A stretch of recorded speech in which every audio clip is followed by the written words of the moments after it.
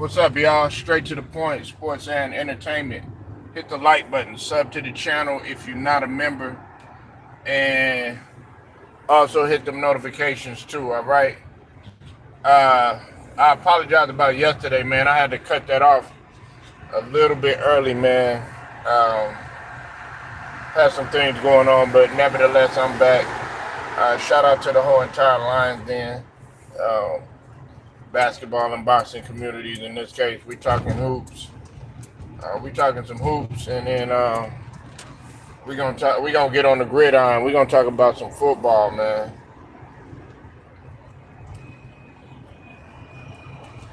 Uh, Shout out to all my guys that be talking about the football. Um, like I say, man, if you into talking football, you into talking to other sports or whatever, man, we got you covered over here, man. So uh, that's what we gonna do, man. We definitely gonna talk about the gridiron. But I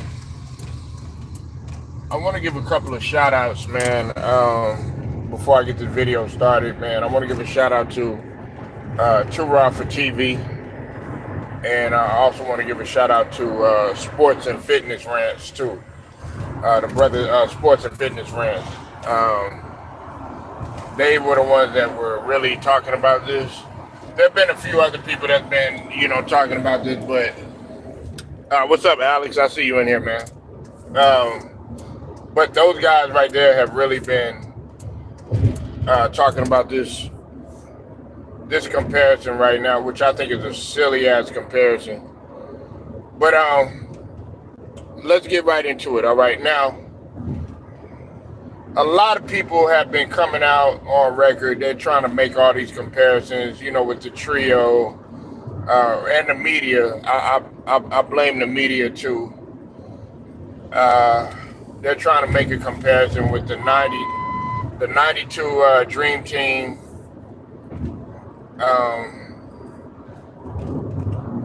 To this team that's playing right now in 24.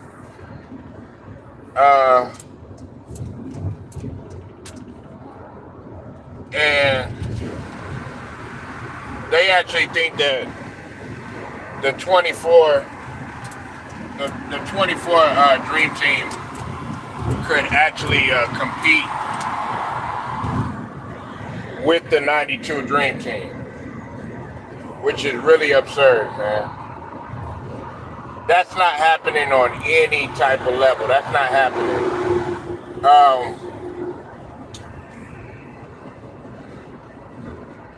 We got to understand, man, that the '92 Dream Team was compiled of guys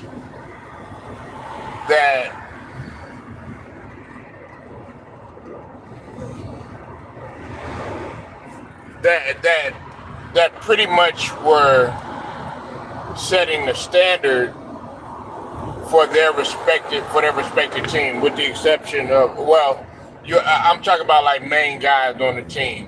Okay, like for instance, you had of course you had Jordan, who led his team. You had a Patrick Ewing, who was leading his team. You had a Magic Johnson, who has led his team. You had a Larry Bird, who led his team.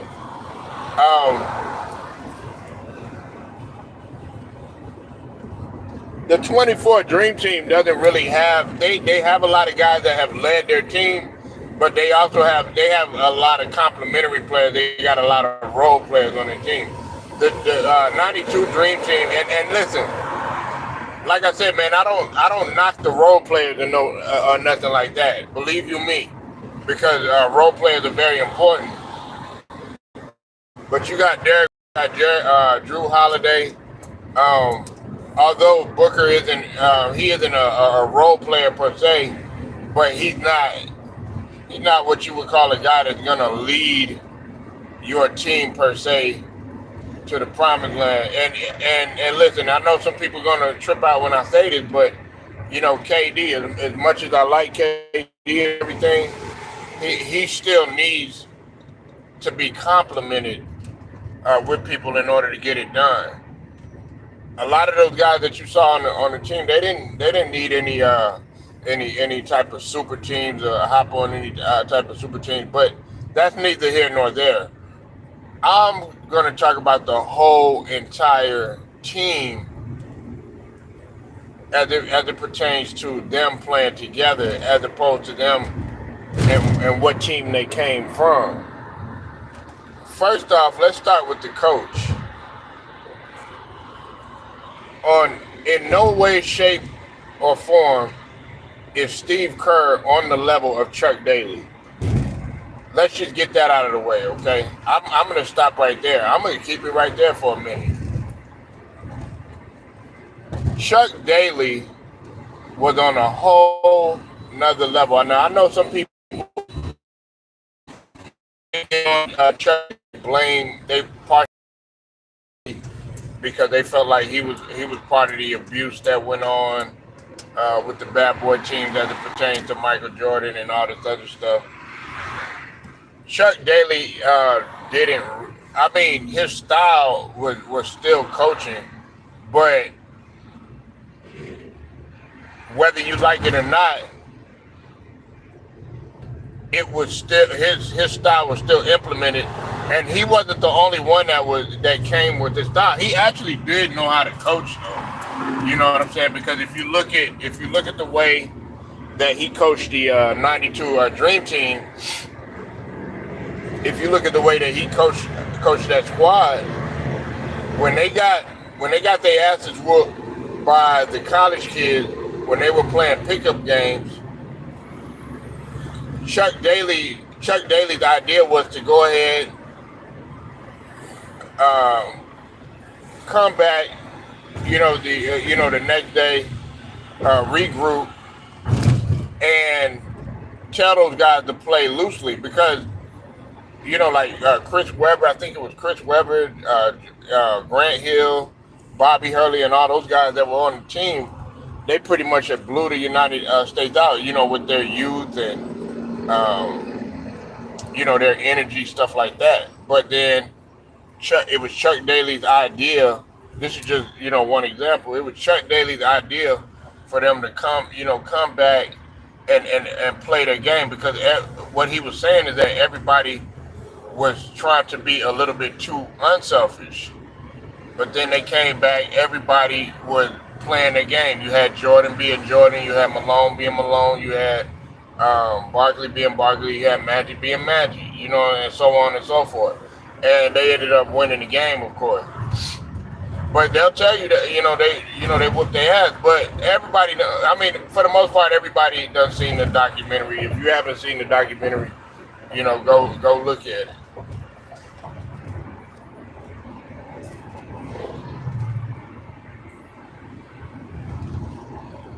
But they need to stop making this comparison, because a lot of guys, man, they really don't understand what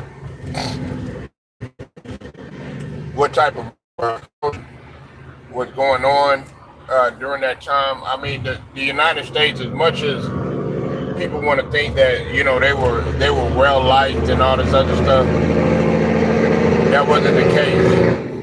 It was a lot of stuff going on, with politics and stuff like that. It really it took a lot for them to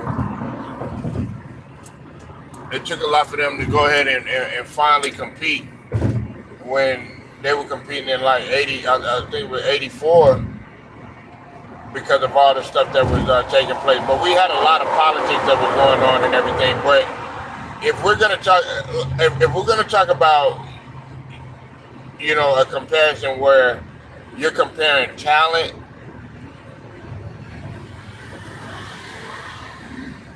there's no way that you could compare that talent, because between the trio, like for instance, between the trio of Steph Curry, LeBron James, and KD, for an example, all of those guys all together,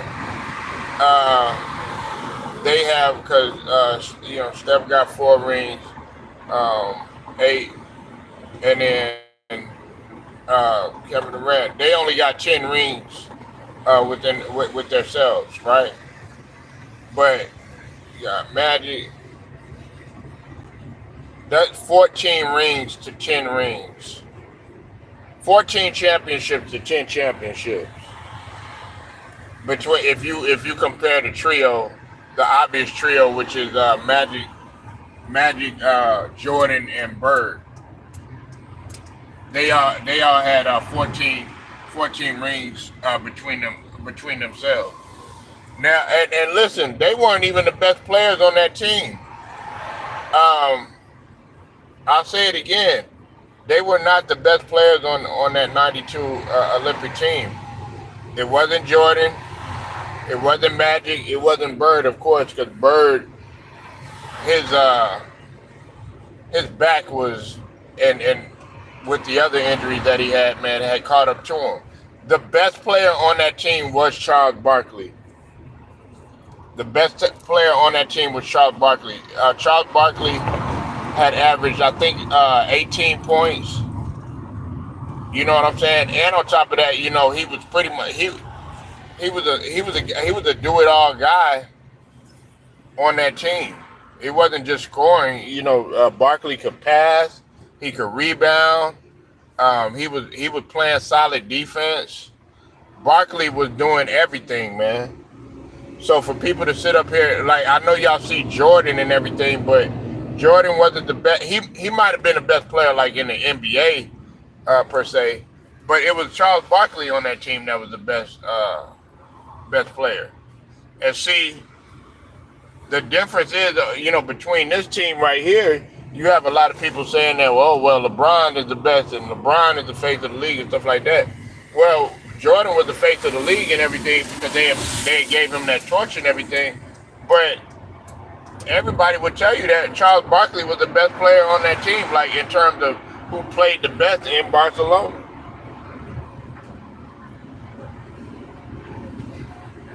And they were cool with that. Jordan wasn't there trying to take nobody's shine and none of that other stuff. You know what I'm saying? Magic wasn't trying to take nobody's shine either.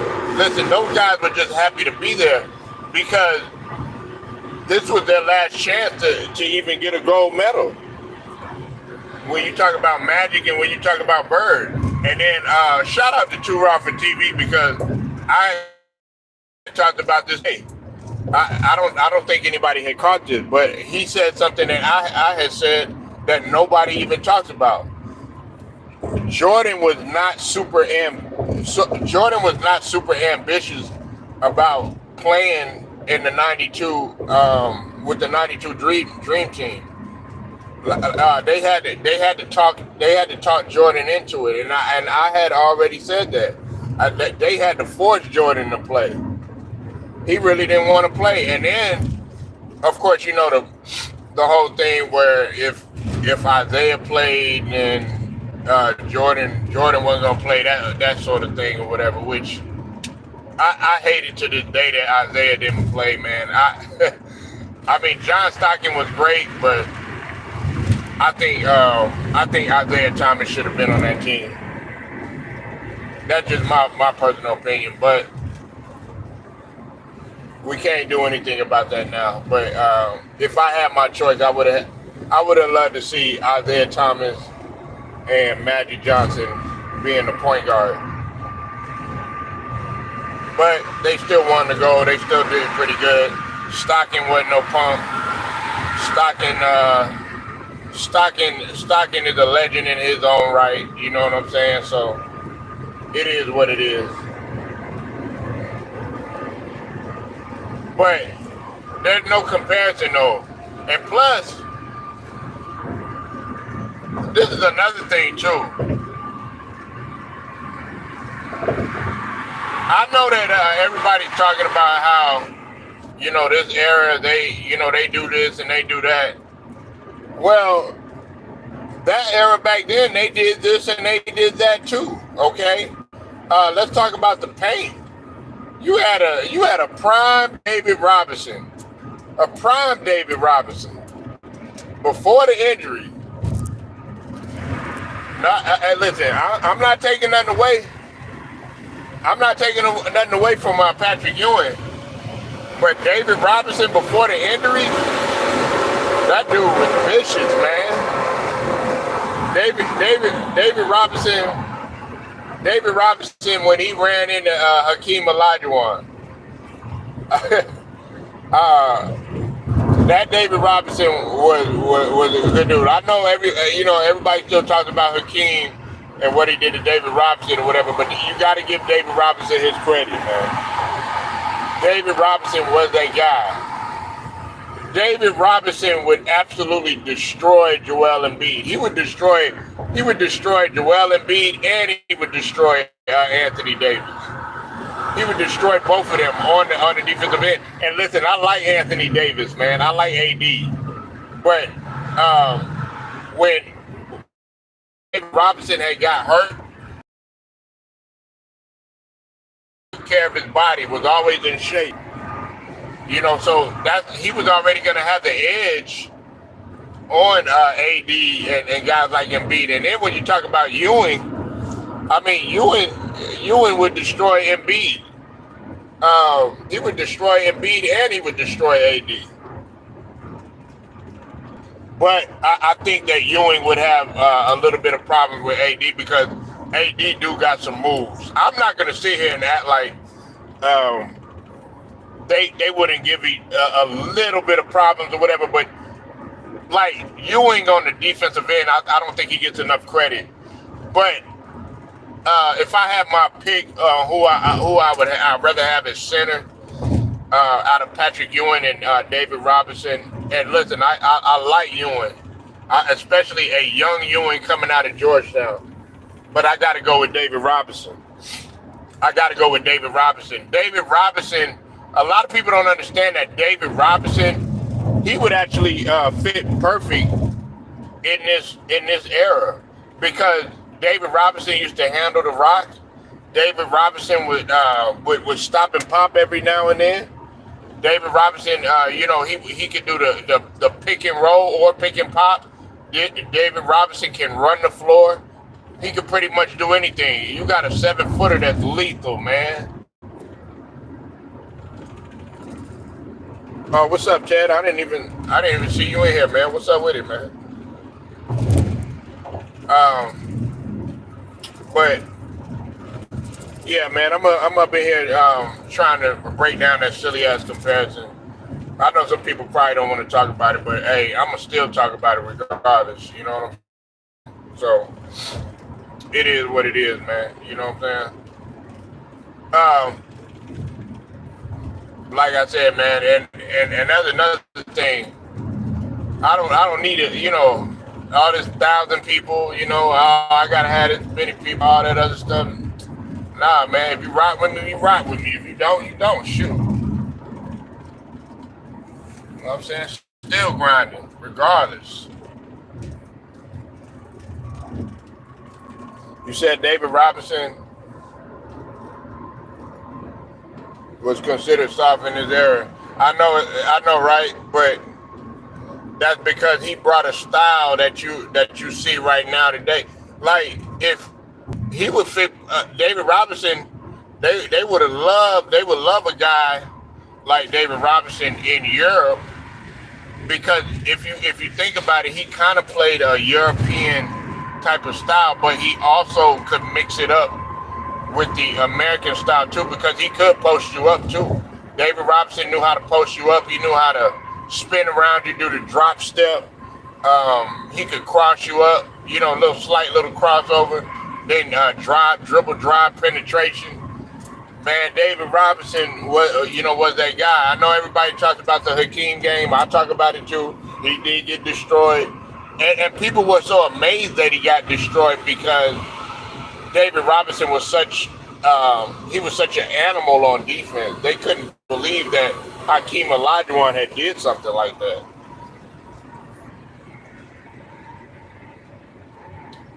and Hakeem Olajuwon. And see, that's why, like, when and I know I'm kind of talking about boxing a little bit, but that's why, like, it was the same. It's kind of the same thing that happened with when you talk about like Buster Douglas and Mike Tyson. Okay, it's kind of the same thing when you talk about Terrence Crawford and Errol Spence. They didn't expect those guys to do them like that. Like with Terrence Crawford, they probably expected Errol Spence and him to have a back and forth and everything, but it was so one sided, and that's the thing with David Robinson and Hakeem Olajuwon. That battle was so one sided that's all you remember is David Robinson just getting destroyed. But yeah, man. Anyways, man, I'm kind of going off the realm, but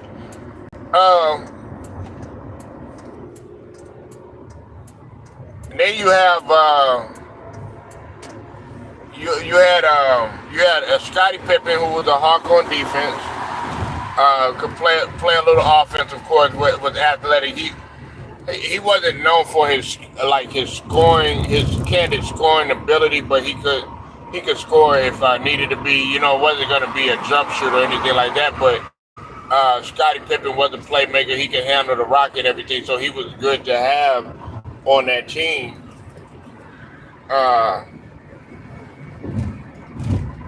Pretty much, Scottie Pippen could lock anybody up. You talk about a guy 6'8", 6'9". He can lock anybody up that's on the 24 team. He gonna lock Steph Curry up. Now, I like Anthony Edwards, man. I like Anthony Edwards. I think he would give Scottie Pippen problems a little bit. You said Mullen. Yeah, and I wasn't really big on Chris Mullen. As a matter of fact, you know what, Ted? I talk about this all the time. Had it not been for injury, Dominique Wilkins getting injured, I don't even think what's his name would have been on that squad. Chris Mullen. You know what I'm saying? But in terms of small forward during that time, he was at the top. He was the top small forward during that time. Dominique was, but he had got injured, man. He had tore his Achilles. But like I said, I would have rather seen Dominique Wilkins and Isaiah Thomas on there. But it don't take nothing away from Mullen. He could shoot, lefty. You know what I'm saying? He could also score too as well. But everybody would want Dominique. You know what I'm saying? Especially for the entertainment factor.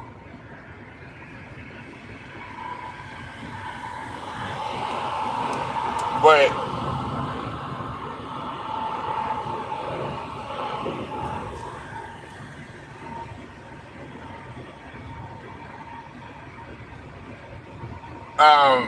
there's really no comparison, man. It's really no comparison. I don't sit there. I don't compare the '92 Dream Team. That's why they compare them all the time. Oh yeah, this team will beat the '92 team and all this other stuff, because the '92 team they set the standard. They pretty much are the measuring stick. They pretty much have set the standard. So, and I know a lot of people are talking about, the blowouts and all this other stuff or whatever, which to a point is true. I really don't like. Now, if you want to have an argument about that, I can understand that. I don't like seeing blowouts. You said the 2012 team would beat the '92 team. Absolutely not, man. Nope. And listen, and I want people to understand, man. Uh, that 2012 team, you know, it wasn't no joke, but nah, they're not gonna beat them, man. They wouldn't beat them because the first thing is you know, as good as Jordan was playing. Well, as good as Barkley was playing. Well, shoot, did you forget that you got a guy in Michael Jordan that pretty much could break down any defense? Did you forget that you got a scorer in Karl Malone who was in his prime and was pretty much a bucket within 15 feet? Did you forget that? Did you forget that you have a Magic Johnson who can control the pace and slow down the game and speed up the game anytime, and will find you not turning the ball over? LeBron James is already getting like 6 turnovers and stuff like that, man. Come on now, Ted. They turning the ball over and stuff like that, man. Them guys weren't turning the ball over like that. And then you got the man on there who I think he's either the top highest assist to turnover ratio on there in John Stockton. John Stockton rarely, when I say rarely, I mean rarely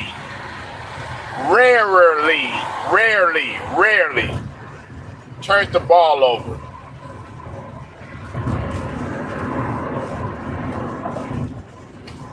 Not happening. And on top of that, you got to worry about Stockton when he shoots the ball too. I mean, Stockton, because you act like you could leave Stockton open. Stockton can shoot too. Like, did y'all act like Stockton can't score? and then listen, this is another thing too. You got two duos on there. You got Jordan and Pippen, and on top of that, you got Stockton and Malone. So those guys already got continuity and chemistry together. You know what I'm saying? You know, and then on top of that, man, you got Larry Bird now. Larry Bird, I think Larry Bird would probably be not as big as a factor. You know what I'm saying? But there you go again. See, I want to say something that the brother Two-Rod said. I think I want to say Sports and Fitness Friend said this too. Even on a like a messed up back, and even with all the injuries, man, what's it called? Larry was still good for a dub. And I think that Two-Rod was basically what Two-Rod was saying is that there's some guys that wish that they could get above 10 points. Larry Bird was averaging like 20 points. 20 points, 9 rebounds, you know what I'm saying? Hey, nigga, that ain't role-playing numbers. So hell yeah, man, I'll still take Larry over them. You know what I'm saying? On a bad back, man. Hey, look, I know some people gonna be upset. That's why I take Larry Bird and I'm talking about a peak Larry Bird. I'll take a peak Larry Bird. That's why I take him over LeBron all day.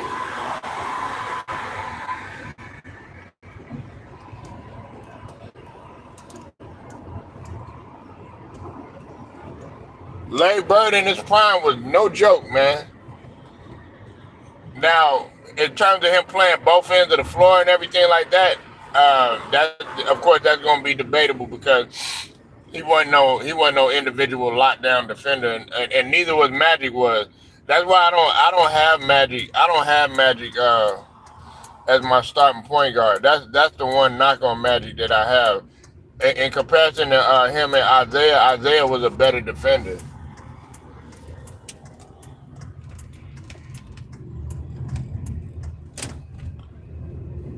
Yup, 3 MVPs in a row.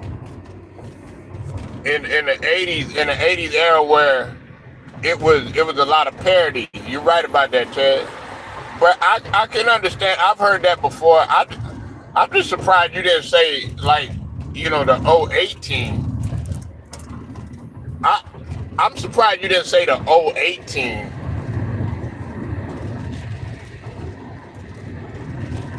With Kobe.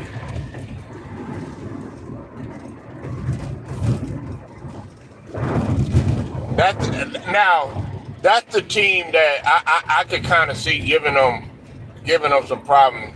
I think that the 2012 team could beat Dream Team 2, but then again, Dream Team 2 was nice too. Dream Team 2 wasn't no punk. They had like Dream Team 2 was like had like a whole bunch of scrubs or something like that. Nah, Dream Team 2 they had Shaq. They had Alonzo. Hell, they had Dominique. You know what I'm saying? Dream Team 2 was not no joke. I think they had Grant Hill. Yeah, I like the '08 team. The '08 team to me was they played with a little bit more heart and more physicality. That's why I think that they could match the '92 team, but I still would give the edge to the '92 team, simply because you do have a David Robinson that was athletic at that time. I'm always looking at that middle, man. I'm always looking at that middle and that front line, man. Yeah, you got and to be honest with you, they weren't shooting a lot on the '08 team. They weren't coming down like, just hoisting up 3-pointers and stuff like that.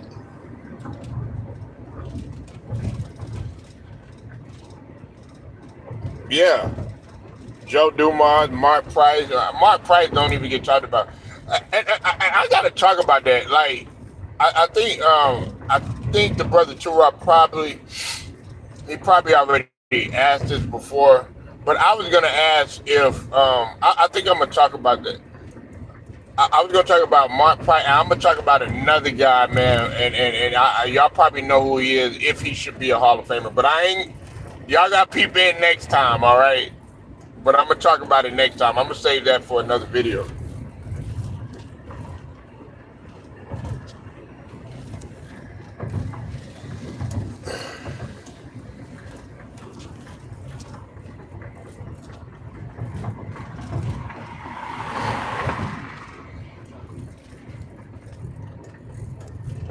But yeah, man. Yeah, we got football coming right around the corner, man. We got football coming right around the corner. I really didn't get to talk about it like I wanted to. I'm gonna save that for another video too as well. But yeah, we got football, coming right around the corner, man. We have been talking about what we talked about the other day, Chad. Somebody else has said this too. Everybody's pushing for Justin Fields to start in Pittsburgh. We're also looking at the situation that's going on with Dallas. Yeah, Jordan, man, that's my guy, man, and everybody hated on Jordan too. But I'm like, if you're gonna hate on Jordan, then you might as well hate on Mahomes, because Jordan Love actually had the he had a better he didn't struggle as much as Patrick Mahomes in the regular season. That's what a lot of people got to understand. Patrick Mahomes, he struggled in the regular season. And shout out to the brother Who Is Hendo.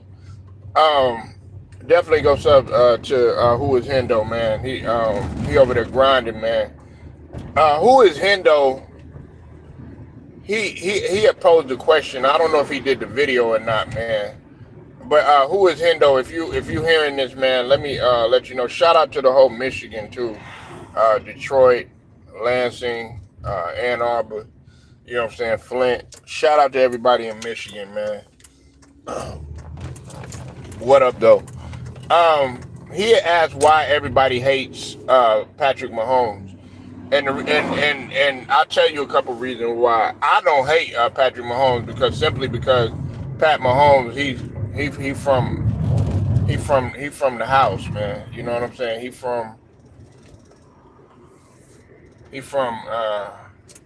from Texas, man. He represent. Uh, One, Patrick Mahomes is they feel like he's catching up to Brady. That's what they feel like. You know what I'm saying? Will he do it? That remains to be seen. On top of that, you got a guy in Patrick Mahomes who is lethal in many different situations. But the main situation that he's lethal in is he's clutch, man. And on top of that, they don't like his finesse style. They don't like the finesse style that he brings to the table in terms of him being that guy that, like Damian Woody has said, he plays basketball on grass. They don't like that style that he plays. And on top of that, they don't like the fact that they feel like he's being coddled. Me, I don't feel that way. Yeah, if you wanna hate on Patrick Mahomes, then you're really stupid. This guy is a very sound businessman, especially off the field, man. He kind of reminds me a lot, and I'm not trying to do this light skin, dark skin thing. You know what I'm saying? I don't want people thinking that or nothing. But he reminds me of Steph Curry a lot. He does. He reminds me so much of Steph Curry. And the reason is because he's coming with a fresh new style at the quarterback position. And he brings the best out of his teammates. His teammates love him. And like you said, he never gets bothered by anything. The thing about it too is that he's able to bounce back from injury. It's just like Steph Curry. He bounces back from injury. Pat Mahomes, you be thinking this guy weak and he's soft and all that other stuff. Nah, that light-skinned dude, man, he bounces right back. He plays on broken ankles, man. How could you not like a guy like Pat Mahomes? Straight to the point. I'm out.